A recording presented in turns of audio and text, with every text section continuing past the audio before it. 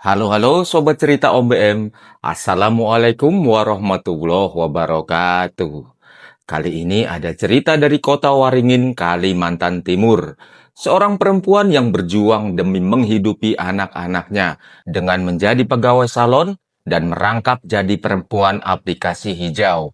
Tapi sayangnya, hidupnya berakhir di tangan pelanggan yang tergiur dengan HP korban yang ingin segera melunasi hutang-hutang pribadinya. Cerita ini bersumber dari berita online yang sudah beredar dan Om rangkum di video ini.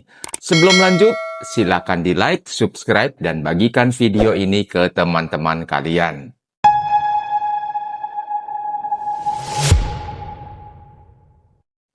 Biasa dipanggil Ana. Nama lengkapnya Siti Nur Hasana, 39 tahun, perempuan asal Kecamatan Parenggean, Kota Waringin Timur, Kalimantan Tengah.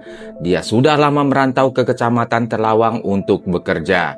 Ana tinggal di sebuah barak yang terletak di Desa Sebabi, Kecamatan Telawang, Kota Waringin Timur, Kalimantan Tengah. Disebut-sebut kalau Ana menjalani dua pekerjaan sekaligus untuk menyambung hidup sendiri dan anak-anaknya. Dia kerja di sebuah salon di kota Sampit, tapi juga kerja jadi pendamping di satu kafe karaoke. Nggak cuma itu, Ana juga cukup terkenal di salah satu aplikasi hijau yang sering dipakai pekerja hiburan malam. Ana adalah seorang janda yang punya dua anak dan dia sudah lama kehilangan suami.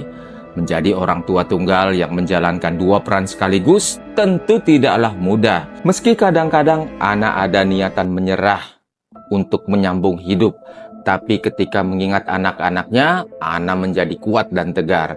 Ana yang harus berjuang sendiri, kerja keras dengan menjalani beberapa pekerjaan sekaligus demi memenuhi kebutuhan hidupnya maupun anak-anaknya, membuatnya menjadi single mom yang kuat dan terus berjuang demi keluarga. Orang-orang yang kenal Ana menggambarkan Ana sebagai sosok perempuan yang baik pada orang lain dan tidak pernah memiliki masalah dengan siapapun. Dia juga punya banyak teman yang jadi tempat curhat suka maupun curhat duka di tempat kerja, juga di barak tempatnya tinggal. Hari-hari Ana dan kehidupan kerja seperti biasa, hingga satu hari, di hari Minggu 9 Februari 2025 malam, teman Ana yang tinggal bersebelahan kamar dengan Ana merasa aneh. Waktu melihat kamar Ana dalam keadaan gelap, nggak ada penerangan sama sekali. Kali ini nggak seperti biasanya, karena Ana selalu menyalakan lampu kamarnya waktu hari sudah malam. Padahal di sore hari tadinya si teman melihat Ana keluar dari kamar lalu masuk lagi ke kamar dan tidak pernah keluar lagi. Yang artinya Ana ada di dalam kamarnya. Tapi malam itu Ana sama sekali tidak menyalakan lampu. Hal inilah yang di luar kebiasaan yang membuat temannya merasa aneh dan janggal. Temannya menyangka mungkin Ana sakit. Karena khawatir si teman mencoba mengetuk pintu kamar Ana sambil panggil-panggil namanya. Ana, open the door. Long time no see you all day. Ana. Tapi berulang kali dipanggil dan diketuk, sama sekali nggak ada jawaban dari dalam kamar Ana. Karena pintu kamar ternyata tidak dikunci, si teman pun memutuskan untuk membuka pintu dan masuk ke dalam kamar. Waktu sudah berada di dalam kamar, si teman kemudian menyalakan lampu. Di saat itulah betapa terkejutnya dia waktu melihat Ana terbaring di atas tempat tidur, tertutup selimut, dengan kondisi wajah yang sudah sangat membiru, nyaris keunguan. Hal itu pertanda jelas kalau Ana sudah tidak bernyawa lagi. Tentu penemuan jasad Ana di barak ini membuat geger warga Sebabi, Kecamatan Telawang, Kota Waringin Timur. TKP mulai dipenuhi warga sekitar yang penasaran apa yang terjadi kepada korban. Pihak kepolisian Polres Kotim dan Polres Telawang yang menerima laporan langsung meluncur ke lokasi. Waktu ditemukan, kondisi jasad Ana ada bekas luka di leher yang mirip cekikan atau hantaman benda tumpul.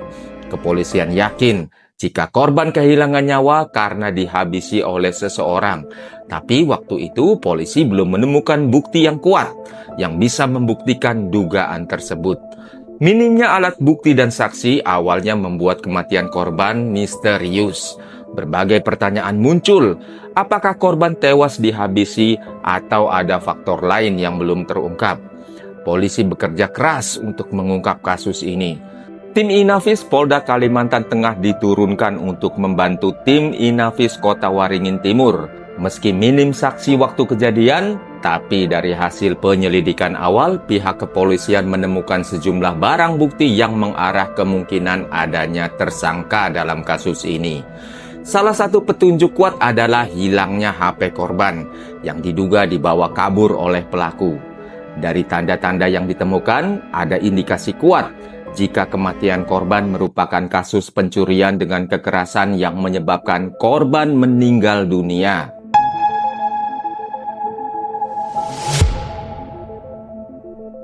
Seperti informasi di awal tadi, jika Siti Nurhasanah alias Ana diduga bekerja sebagai LC atau pendamping di hiburan malam.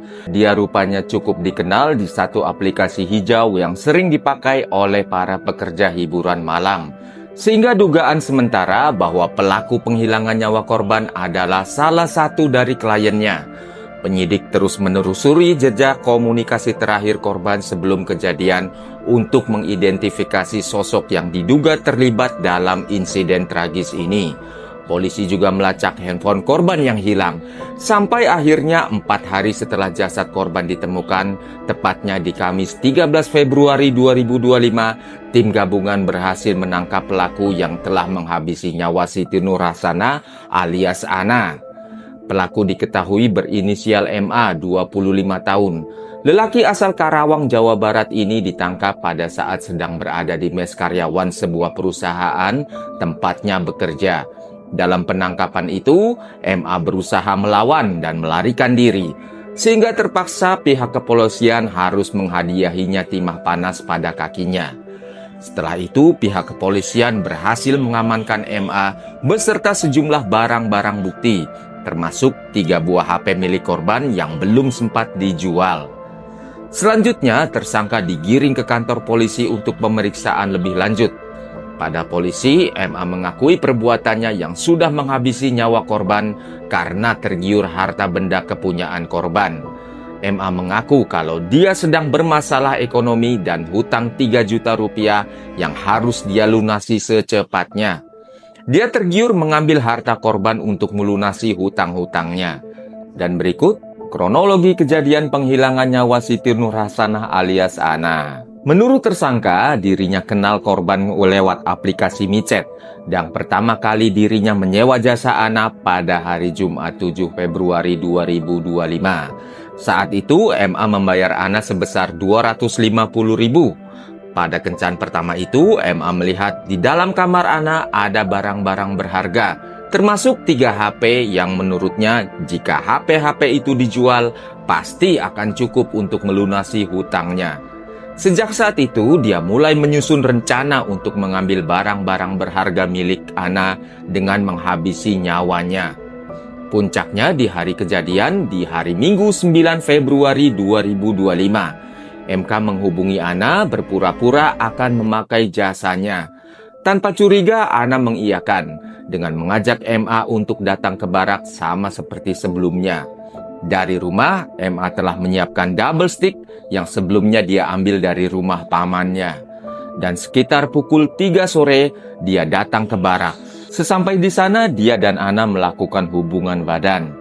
Setelahnya, MA memberikan uang sebesar 250.000 kepada Ana sebagai bayarannya. Tapi setelah uang diberikan, MA langsung menjerat leher korban memakai double stick sekuat tenaga.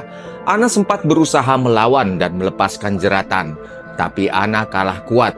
Ana tidak bisa melepaskan jeratan MA. Bahkan untuk berteriak minta tolong pun Ana tidak bisa, saking kerasnya jeratan itu. Sampai akhirnya Ana kehilangan nyawa di tempat kejadian. Kemudian untuk menghilangkan jejak, MA merapikan tempat tidur korban, menyelimuti jasadnya, lalu mematikan lampu kamar sebelum pergi meninggalkan lokasi. Dia juga ambil lagi uang 250.000 yang sebelumnya dia berikan ke Ana. Dia melarikan diri ke rumah pamannya. Rencananya, 3 buah HP milik korban itu akan dijual untuk melunasi hutang-hutangnya. Tapi belum sempat dijual, MA berhasil dibekuk pihak kepolisian. Tersangka diamankan di rutan Mapolres Kotim untuk menjalani pemeriksaan oleh tim penyidik. Atas perbuatannya, tersangka dijerat dengan pasal 340 tentang penghilangan nyawa berencana dengan ancaman hukuman pidana eksekusi mati atau seumur hidup atau kurungan penjara selama 20 tahun.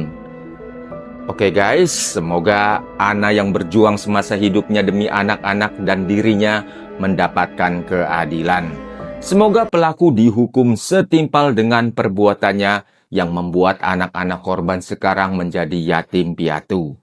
Terima kasih sudah menyimak video ini. Wassalamualaikum warahmatullahi wabarakatuh. Have a nice day and bye-bye.